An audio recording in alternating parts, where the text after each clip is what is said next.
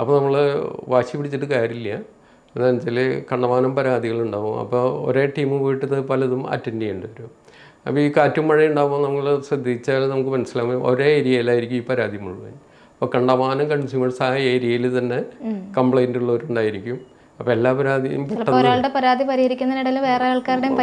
പരിഹരിക്കാൻ വരും. അപ്പോൾ അത് കാരണം അങ്ങനത്തെ ഒരു നാച്ചുറൽ കലാമിറ്റി ഉള്ള സമയത്തൊക്കെ കുറച്ച് ബുദ്ധിമുട്ടുകൾ നേരിടും. അതിനിപ്പോൾ KSEBിനെ പറഞ്ഞാലും നമുക്ക് നടക്കില്ല. എന്നുവെച്ചാൽ അത്രയധികം കംപ്ലൈൻറ്റുകൾ ആ സമയത്തുണ്ടാവും. അതാണ് പരാതിയുടെ ഒരു സ്ഥിതി. പിന്നെ നമുക്ക് പരാതികൾ കംപ്ലൈൻറ്റ് കൊടുത്തു കഴിഞ്ഞിട്ട് നമ്മുടെ പരാതി അറ്റൻഡ് ചെയ്തില്ല എന്നൊക്കെ തോന്നുകയാണെങ്കിൽ അതിനുള്ള സംവിധാനമുണ്ട്.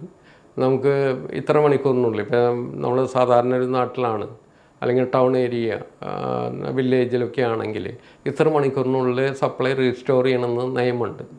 ഒരു സ്റ്റാൻഡേർഡ് ഓഫ് പെർഫോമൻസ് ഉണ്ട് KSEBിക്ക്. അതനുസരിച്ച് ആ സമയം കൊണ്ട് സപ്ലൈ റീസ്റ്റോർ ചെയ്യണം. അപ്പോൾ അത്രയും സമയം കൊണ്ട് റീസ്റ്റോർ ചെയ്തില്ലെങ്കിൽ നമുക്ക് കോമ്പൻസേഷൻ തരണം.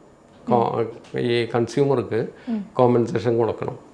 അപ്പോൾ ആ കോമ്പൻസേഷൻ്റെ കാര്യത്തിൽ ഉള്ളൊരു വകുപ്പ് എന്താണെന്ന് വെച്ചാൽ പരാതി കൊടുത്താലേ കിട്ടുള്ളൂ. പരാതി കൊടുക്കണമെങ്കിൽ മാത്രമേ കോമ്പൻസേഷൻ കിട്ടുള്ളൂ.